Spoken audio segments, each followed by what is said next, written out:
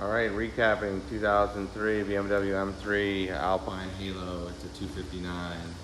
Show the install. Also did Illusion Audio carbon 6.5 separates in the front, 5.5, 5.25 carbons in the rear.